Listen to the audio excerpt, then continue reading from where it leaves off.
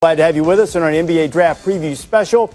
Alongside Jay Williams, Jay Billis, Adrian Wojnarowski, Malika Andrews will be here. Bobby Marks will be here. Mike Schmitz will be here.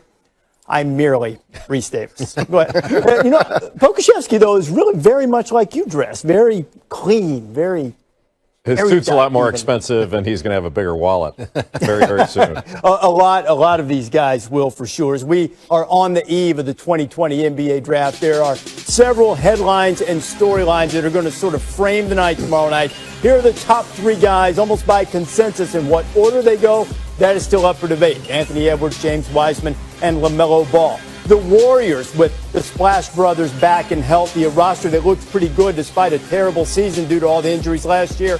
They have the number 2 pick, and there's a potential for a ton of trades, not only in the top 10, but beyond that, going down throughout the first round and maybe even into the second. There are some stars that we presume to be on the move. Chris Paul on his way to Phoenix to try to continue to stabilize that situation and improve it, and Drew Holiday going to provide some help in the Milwaukee Bucks, Giannis Antetokounmpo, and maybe Woj, not the only stars that are on the move, maybe still a big star that could be moving soon. Well, James Harden, he has asked for a trade in Houston, recently turned down, I'm told, a 2-year, $103 million contract extension would have made him the first $50 million a year player in the NBA. Houston's going to slow play this. They're going to try to do two things at once. First, try to convince James Harden to continue to want to play in Houston, but while they're doing that, create a marketplace where they can get back potentially a massive haul of assets. They want a young star player, and they want a lot of draft picks. Anthony Davis, that package that Pelicans got from the Lakers, that's just the beginning, I think, for Houston. But right now, with 2 years left on Harden's deal, they have time on their side. I think you could probably expect to see him start the season, at least start training camp in Houston. What do you say the chances are that they could convince him to stay? Well, if he's not going to sign that extension right now, he wants to be in Brooklyn. Yeah. He has told them that. They have yet to really seriously engage the Nets in trade talks, but they've got their work cut out. James Harden thinks that his championship window has closed in Houston. Well, but the Nets have all the assets, too. When you talk about Karis LeVert, Spencer Dinwiddie, Jared Allen, they have a lot of pieces that they could potentially involve in that move. They could potentially, but I think they really want to, in Houston, canvass the entire league, create a bidding situation, not just isolate on the one team that Harden wants to go to. And the Warriors have a lot of assets, and guys are healthy now. And sitting there with that 2 pick, you can perhaps get a piece to fit with those guys, but you also might look to try to find a cornerstone for the franchise in the future. Yeah, RD, Golden State originally did a sign and trade with D'Angelo Russell to be in this particular situation. You keep a max contract on the books. Now you have the second pick in the draft. Could you pair or package the likes of the second pick with Andrew Wiggins and get a guy like a Bradley Beal if he were to be on the marketplace? Rose, you would know more to me about him staying in D.C. long term or not. Or the question is can you find other serviceable bigs other than spending the second pick on a guy like James Wiseman, even though he's extremely talented? It's just an interesting play that Bob Myers and company has on their hands. There are questions about whether you have that transcendent all-time star power in this draft. Maybe you do, maybe you don't. But there is a consensus among most people as to who the top 3 will be. The order, that's an entirely different question. Breaking down the top 3 guys in the draft, here's Mike Schmitz. When talking about the best player in this year's draft, 3 names come to mind.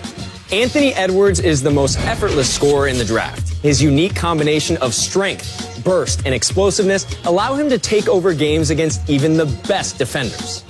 James Wiseman is the most physically impressive prospect due to his rare agility for a big man. He's an elite finisher with the tools to become one of the game's best defensive anchors. LaMelo Ball is a natural with the ball in his hands. At 6'7", he has a combination of court vision, creativity, and flair only seen in the NBA's best guards. He is simply must-see TV. While all are in contention, LaMelo Ball is my top prospect. If one player has superstar potential, it's him. So some superstar potential there. What would you do if you had the number 1 pick? Well, on my best available list, I have Anthony Edwards as the number one overall prospect. I think it has to do largely with his athleticism in addition to his skill, scoring ability, and I think he can become an outstanding defender. Number two, I've got James Wiseman out of Memphis, 7'1". He's really a 7'1" Chris Bosh type player, very, very skilled. And then I've got LaMelo Ball, number three. It really becomes interesting after that. Tyrese Halliburton, I think, will be able to play right away in the NBA at both ends of the floor with his length, his ability to shoot the ball. He's an excellent passer. And then Denny Avdia of Maccabi Tel Aviv is a really intriguing prospect. Still young, can score it.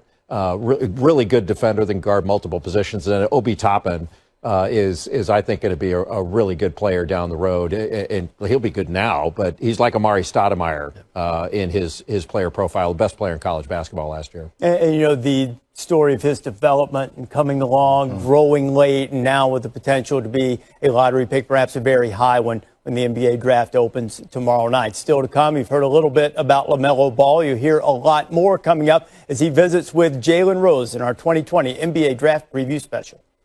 The NBA Draft Preview Special is presented by the first ever K5 from Kia, official automotive partner of the NBA. In our extensive research, we believe that only one set of brothers ever have gone in the top 10 of the NBA draft. That's Eugene and Purvis Short of Hattiesburg, Mississippi. That little distinction will be changed almost certainly when LaMelo Ball joins his brother Lonzo, perhaps both as top two picks in the 2020 NBA draft. LaMelo Ball on expectations with Jalen Rose. Either one or two is up to you. Hit it.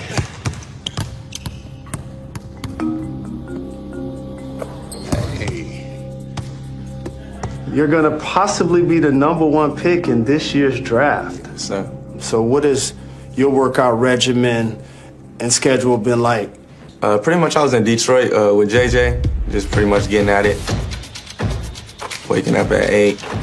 Doing shooting form. After that, go to the weightlifting gym. Here we go. 10 seconds. Squat it down. 9, 8, 7, 6. Good. Come on. 5, 4, 3, 2, 1. Good. Relax. Getting the whole body right. Go back to the gym. There we go. There you go. Hey. Go home, watch a movie, rest up, and restart the day. So you guys are a basketball family. Tell me about what age and some of the drills you did and when you knew that basketball meant everything to you. Well, really, when I was like 3, that's when it was. There you go. Oh. Playing on like a 10-foot hoop. And then, what did you say after that? You said drills and stuff. Yeah, we really didn't do drills. You said 3 years old? Yeah, 3. On a 10-foot hoop? Yeah, facts. Very fast. Here comes Ball. Ball puts it down. They need a 3-ball. LaMelo. Ah! What was it like playing against professionals overseas versus going to college and playing with kids your age? And playing over there, it's like a whole new style of play that you really could add to your arsenal. I feel I learned a lot and grew from there. One of the things that I've heard throughout this draft process is when people see you, it's like, whoa, he's taller, he's bigger than we thought. Yeah, right. He can shoot it better than we thought. Freshman year, I was like 5'8". What? Yeah, I was like 5'8". And then when I went to overseas, I got to like 6'3", 6'4", and now 6'7". And I think once you hit that growth spurt and your body continued to get stronger, I noticed you start playing through contact. Yeah, the whole body change, you know. First, when you get tall, it be kind of different to move and stuff. But once you get used to it, you good. Now the NBA draft is here. What is it like for that summary to finally happen? I'm actually really excited. It's going to be my first time in a long time playing back in the States. What about your draft day drip? Now, don't Draft show day up with a drip. red and white pinstripe suit. I'm not. Jalen Rose, I think, wins the Styling Award with that red pinstripe. Actually, Lonzo draft, I had all red on. But this one, I'm going to have all black and then a little gold in it. It's going to be tough, though. Pretty strong outfit Jalen was rocking there for the interview, too, wasn't it? As Bobby Marks and Mike Schmitz join us now.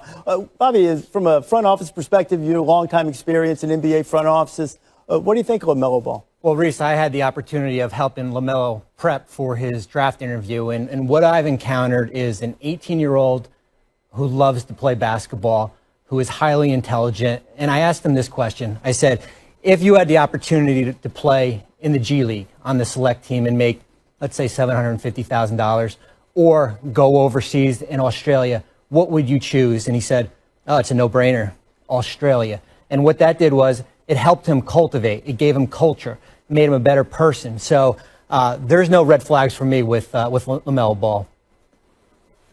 It's been for teams who've gone into his workouts. You know, they're used to going in and you see these one-on-nothing workouts. They get a chance to talk to a player. But something that was a little different in a recent workout out in L.A., some teams were talking about it. You know, when they gave out some, basketball stats and materials to the teams, among the stats, his social media presence. And, some GM said this is a different day. This is a different player.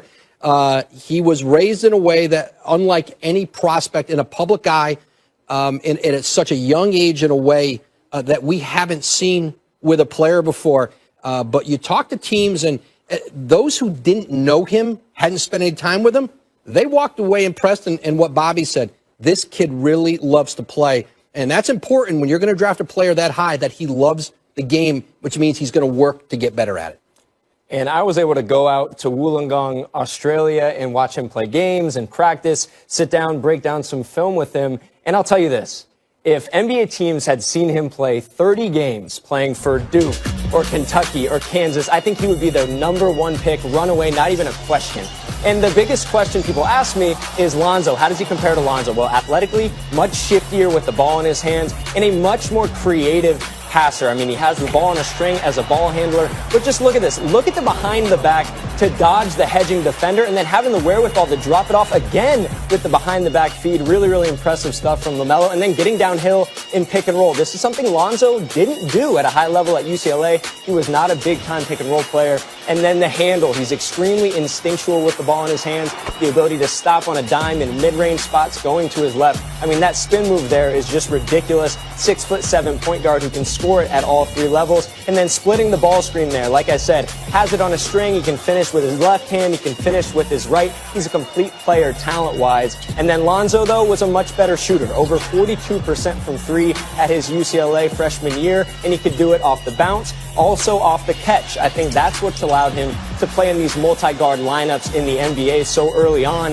in his NBA career. As a finisher, LaMelo has the edge. Left hand, right hand, floater game. He has much better finesse inside the paint. I think that makes him a better shot creator. And then Lonzo, though, easily had the edge defensively. That's been his calling card in the NBA. He can sit down, slide. He can really strap up there, blocking former #1 pick Markelle Fultz, turning defense into offense. So that's where LaMelo Ball has to get better, taking care of the ball offensively, making the right decisions, and then buying in defensively. But comparing those two, LaMelo is the better talent. You mentioned Markelle Fultz.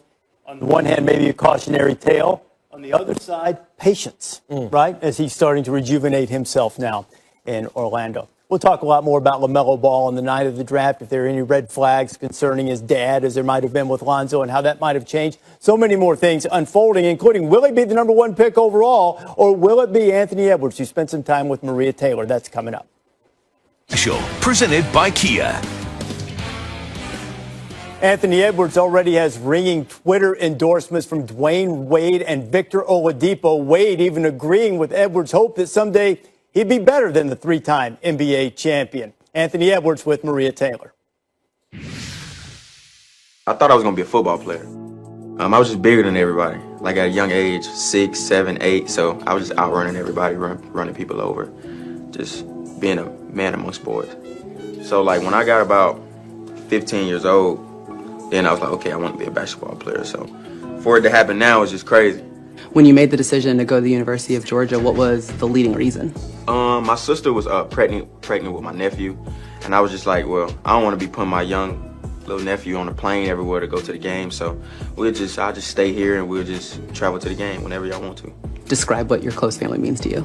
I mean, that means everything. If I ain't got my family, I don't got nothing. So I hold my family as tight as I can. Cause we lost our mom and our grandma, so like my sister and brother, like they came together like, listen, we gonna stick together and get through this. We all just locked in and stayed together. It was heartbreaking, like when I lost my mom, it was terrible. And then like 5-6 months later, like my grandma passed, and I was out of town when I heard that my grandma passed, and I just started crying, like, that's crazy. So it was just bad. Like, I don't want to go to no more funerals, nothing like that. I don't want. Describe who your mom was to you and what she meant to you. She was the best woman ever. Like, I was her favorite, so I slept in the bed with her. She'd bring me food late night when she get off work, like, all type of stuff like that. Like, she'll take care. If I'm getting into it with my siblings, she'll be like, y'all don't touch my baby. So, yeah, she was the best person ever. She makes me want to be better, like, every day that I get up. Like when I go to the gym, for instance, like, my trainers, they be like, come on, keep pushing. I be telling them, like, y'all ain't got to tell me that. Like, my mama and grandma keep telling me that. Let's talk about your grandmother then. I feel like she helped me be nicer. Like, I was a bad little kid. Like, I was kind of mean. So, like, seeing her just being able to just give back to people, it just made me want to give back to people, yeah.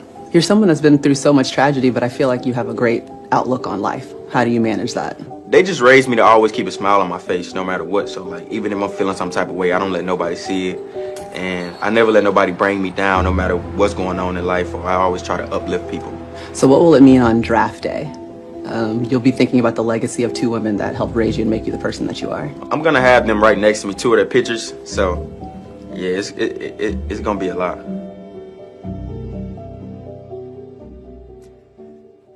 God bless the mothers and the grandmothers who didn't put up any junk from us and got us straightened out, right? It's really easy to find Anthony Edwards scoring. He can do it from every level, Jay. Just a freak athlete who's super dynamic in transition. He's a freight train in the open court, but he can score from all 3 levels. He's got deep range as a shooter. The problem is he didn't shoot a great percentage because he took a lot of contested shots and, I think could have put the ball on the floor even more, but it's undeniable. He can get hot in a hurry. He had 33 points in the second half in Maui against Michigan State, and when he gets hot, he can score from absolutely anywhere. A good mid-range game. He can pull up off the dribble. He's got a good step-back dribble. When he decides to go to the basket, nobody's stopping him. And the one problem I had with him was just decision-making. Go to the basket more. He shot 5 free throws a game.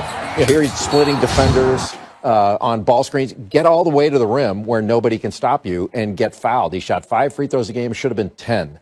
And I think he can be an outstanding defender. The interesting thing in listening to Bobby Marks and Mike Schmitz talk about LaMelo Ball is the love for the game thing. Like, I really think that Edwards likes to play. I don't know that he loves to play like Ball does, but, man, if he does love it, there's no stopping him. He is an extraordinary talent. Yeah, and I was able to get a look at some of his sports science metrics and just his physicality and his explosiveness. He generates more force when he accelerates than any other athlete that the company P3 out in Santa Barbara has tested at his position. More than any other athlete, and they've tested over 400 NBA athletes, his ability to stop and start, very Harden-esque in that way.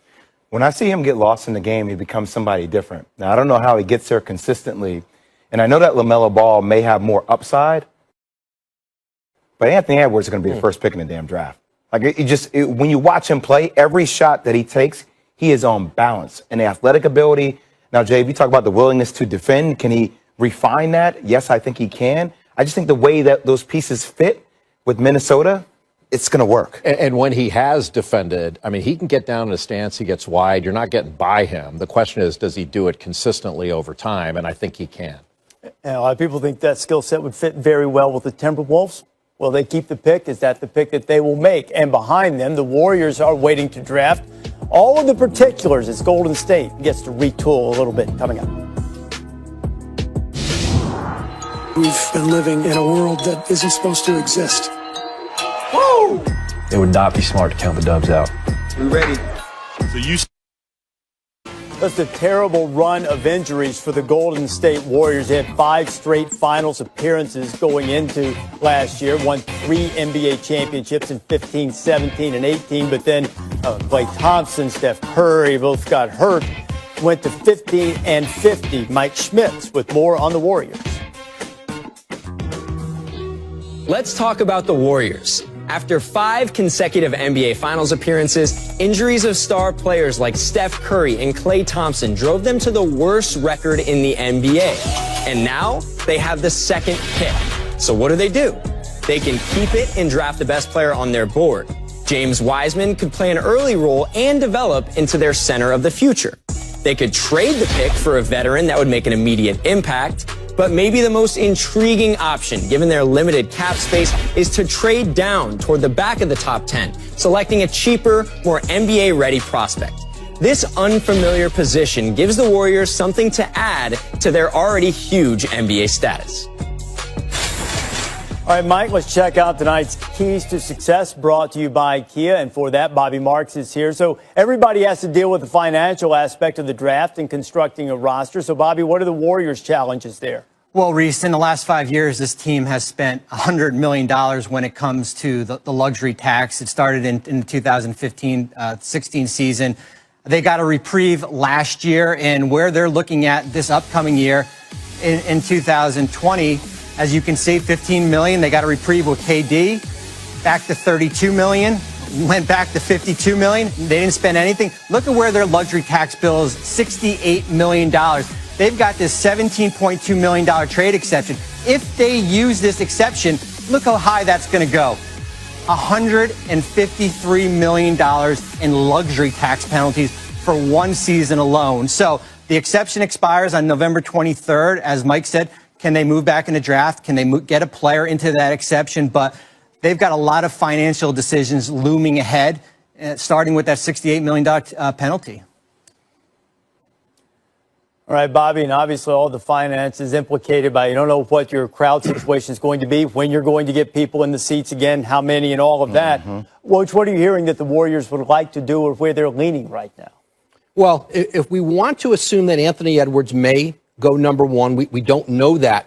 You know, positionally, James Wiseman fits that roster, but LaMelo Ball made an impression in the workout the Warriors were at, and they know this about the NBA, that the great perimeter wing player is the hardest thing in the league to get. You can get a big man, and you can slide him in. Wiseman certainly is a significant consideration, but Ball is there. If he's there at number 2, that's a decision for them. They had hoped that perhaps there would be a star available out in the marketplace that they could flip the pick and in a deal. Right now, that player's not available.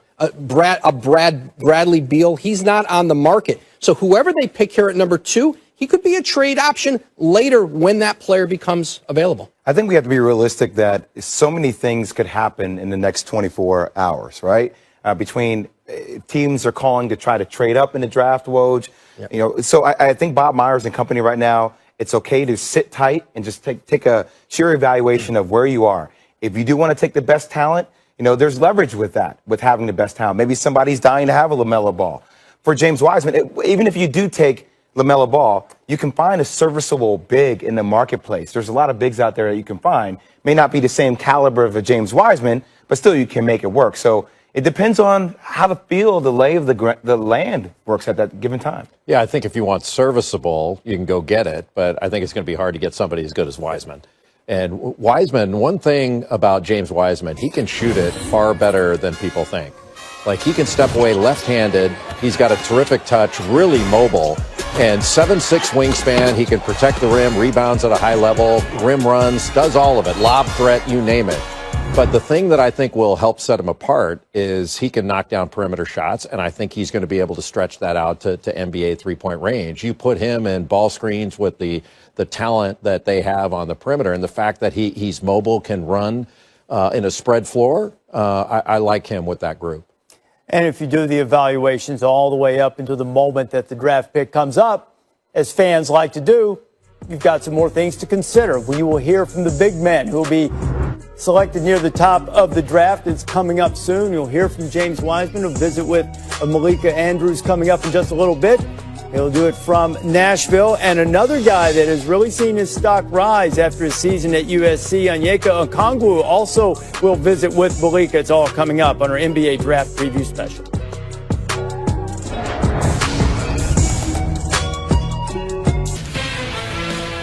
Tomorrow night at 7:30, check out the NBA Draft presented by State Farm on ESPN. Find out where all the pieces will fall and what the Warriors will do with the second pick. We'll bring you the draft from start to finish on ESPN and streaming live on the ESPN app.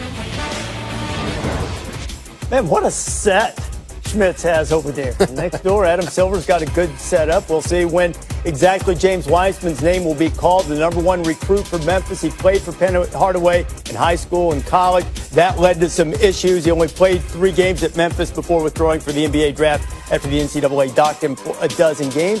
Malika Andrews visiting with the Memphis Center. Thanks so much, Reese. And thank you, James, for being here with us. We just heard Reese detail a little bit about your unprecedented journey to the NBA. For those who haven't watched you very much, tell us a little bit about your game.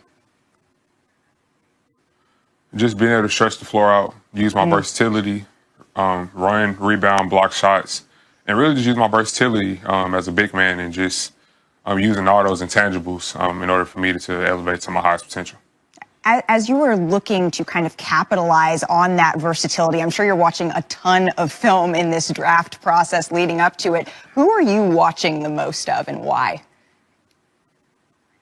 Just watching Anthony Davis, how he spaced the floor out, watching Kevin Garnett on how he run the floor and block shots, and just watching Dikembe Mutombo and just players like that, David Robinson, and just players like that I model my game afterwards, that I look at their film every day and just try to get different type of intangibles at their game. That's quite the collection of big men to look to model your game after. I'm not sure you could have come up with a better group of players there. You have a little bit of a big day tomorrow. Walk us through what tomorrow is going to look like for you up to the point where you sit down and hope to hear your name called. It's going to be great. Just like a continuity type process for me, going through a long process in terms of my pre-draft process, but it's going to be great for me and my family, and I can't wait to enjoy that exciting moment. The couple of days before I got home, I was very calm, but it started hitting me this morning, so I'm going to be very excited for it. Take some deep breaths. It's going to be an exciting evening. Thank you so much for joining us. Reese, back to you. All right, Malika, thank you very much. As Billis has pointed out a couple of times, there have been times and eras in the NBA when Wiseman would be a no-doubt first pick, and maybe right behind him would be Onyeka Okongwu, who had a tremendous season, really impactful guy, shot 60% from the floor and was just a dunking machine. More on his game now from Mike Schmitz.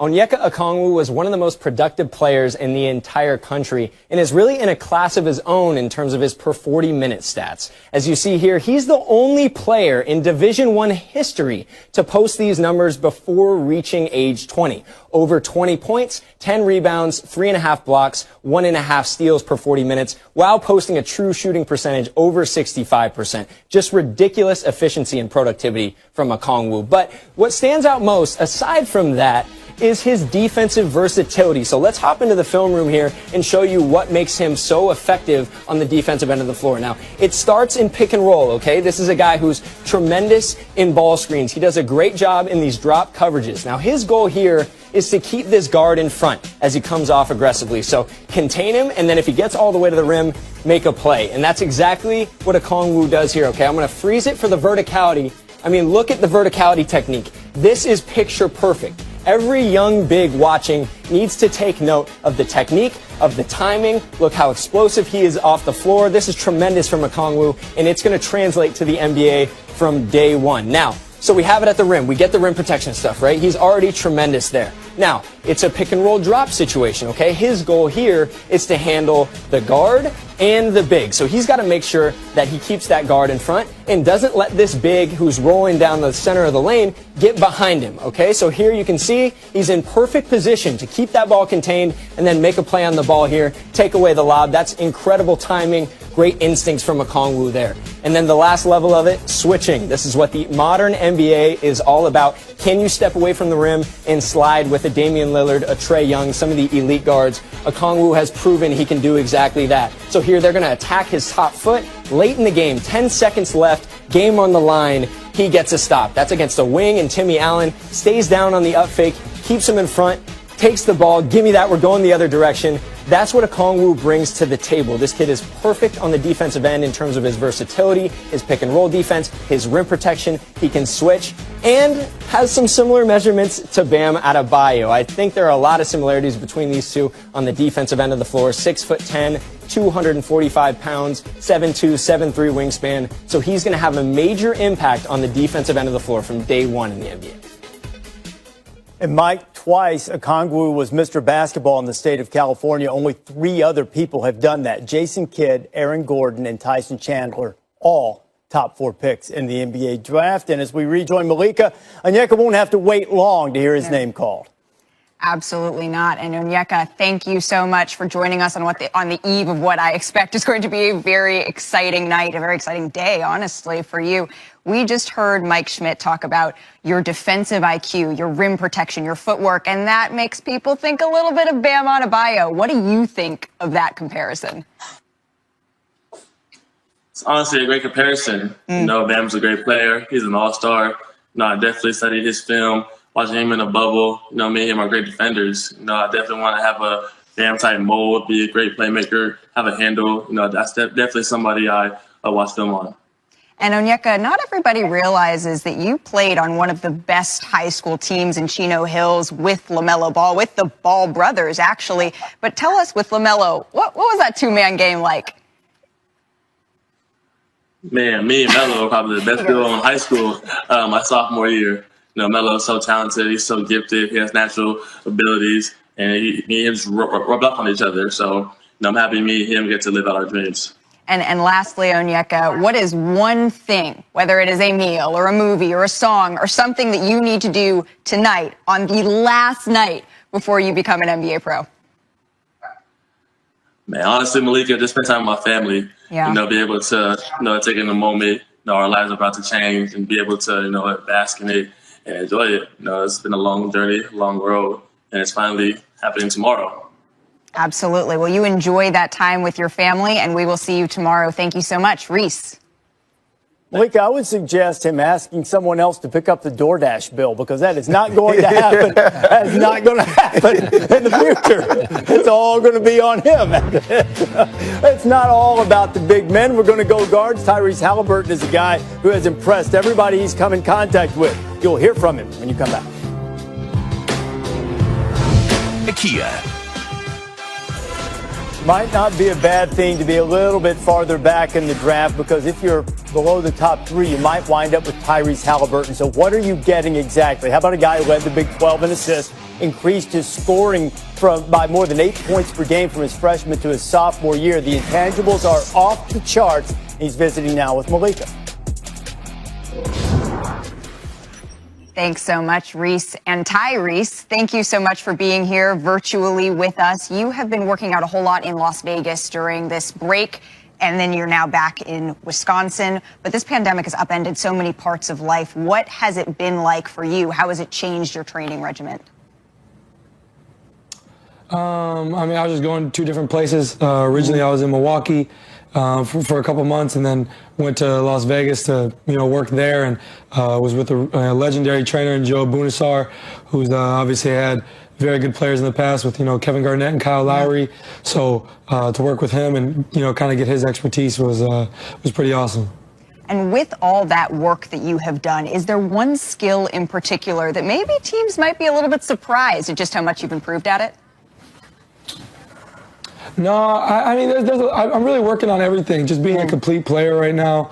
You know, just trying to figure out every little thing, you know, getting better in the in-between game, really working on my pick and roll game. I think that's helping me improve drastically right now. Absolutely. And I don't want to put the cart before the horse here, Tyrese, but after tomorrow night, and I know we need to get through that first, but after tomorrow night, there's only 6 weeks between the draft and the season starting. What are you keying in on and prioritizing for those 6 weeks to get ready for the NBA season? You know, to be honest, I don't know if I have that answer, because, you know, life is going to be moving so fast. Just getting to my NBA city, as soon as I can and creating relationships with my teammates. I think that's just going to help us, in this crazy time and having a good year next year and creating those relationships, learning from guys who are, currently in the NBA and just working on, like I said, every part of my game, really. Absolutely. That makes a whole lot of sense. Is there any one thing tonight that you want to do? Movie, meal, family time before your name is called tomorrow? Yeah, I would say just hang out with my friends. Hang out with all my friends from home because life is going to be moving real fast. I'm not going to be in Oshkosh too much, so just hanging out with all my guys and just spending some time with them, playing the PS5 and playing 2K. Absolutely. We'll have some fun, but still be safe, and we will see you tomorrow. Get a little bit of rest. Reese, back to you. Guys, thank you very much. As college coach Steve Prohm says, his personality just lights up a room. I think you could see that. And I don't want to tell secrets here, but somebody, front office personnel man, has a man crush on Mr. Halliburton. Oh, Reese, you gave it away already. I'll tell you what, and I don't say this lightly. I've been in this business for 25 years, and that young man is the best draft interview that I've ever been part of, either with the Nets or in the last 4 or 5 years, helping prepare draft prospects. And he is another player that I helped during this process, and we spent an hour and 15 minutes. We had never met each other before, and I think I came out a better person after that. High basketball IQ. He'll be in the league for 15 years plus. Whoever drafts him's got a winner there. And I was able to go out to Vegas and watch him play, spend some time with him. And what Bobby's saying is spot on. I mean, he's a connector. You won't find one person in the entire world who would say a bad thing about Tyrese Halliburton, and he's one of the highest IQ players in this draft. His passing ability, his ability to shoot it off the catch, shot over 40% from three this past season. I think he has as high of a floor as any prospect in this draft. He can come in right away and impact winning at a high level. We've seen it at Iowa State. I saw him with the USA U19 team out in Crete. This kid is a complete stud and a top 5 prospect for me. How do you rank him among the best guards in the draft, Jay? Where do you have him? Well, he's right there behind Edwards and Ball, who are in the top 3 overall in the draft. I've got him as the 4th-ranked overall prospect for exactly what Bobby and Mike were talking about, that you can plug him in right now, and he plays at a high level at both ends of the floor. He's a really good long-arm defender. He rebounds his position. He's just got a tremendous maturity level. And Devin Vassell of Florida State is a similar type player. I don't think he's quite as good as Halliburton, but another guy who he doesn't play as many minutes because of the way Florida State played, but can switch out on defense, very productive offensively, can really shoot it, excellent in transition, can finish. And there's another guy I'd put on that list, even though he may be more of a wing, is Isaac Okoro of Auburn. The one thing Okoro doesn't do that those two do is he doesn't shoot it as well from the perimeter, but everything else, Okoro is a stud, and he's going to be an outstanding player in the NBA. And sometimes you see shooting develop over the course of time. As for the best shooters in the draft, we find Mike Schmitz magically relocated.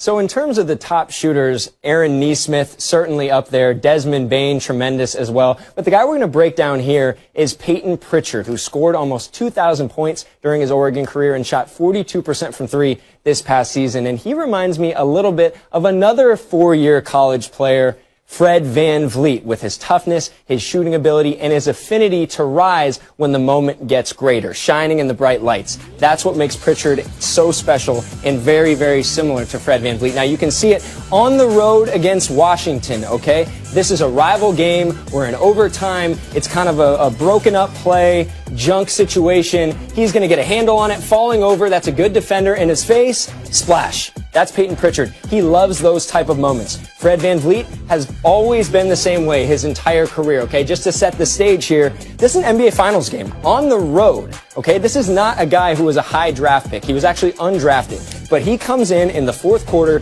down 2, and watch this. Steph Curry draped all over him, bang. He makes big shots. He always has, and that's exactly what Peyton Pritchard does as well. So a big thing that's made Pritchard so intriguing to NBA teams is that, yes, he's really good offensively, but he's also tough-minded on the defensive end of the floor. So Nico Mannion is going to try to get downhill into his body. He takes it right in the chest, and then look at the hand. Swipes it away. He's going to knock it off of his knee, and then we're going in the other direction. And he's going to let him know about it. He's a fiery competitor. That's who Peyton Pritchard really is. And then Fred VanVleet, very similar in that regard. Again, opposing guards are going to attack him. They're going to try to get into his body, but he has such quick hands, and he's so crafty that he's able to turn that into offense. That's why he's been able to fit alongside Kyle Lowry and have so much success. He can play in these multi-guard lineups, and that's Peyton Pritchard's future as well. International prospects in the upcoming NBA draft. The guy at the top of the list is Deni Avdija. For more on him, here's Mike Schmitz.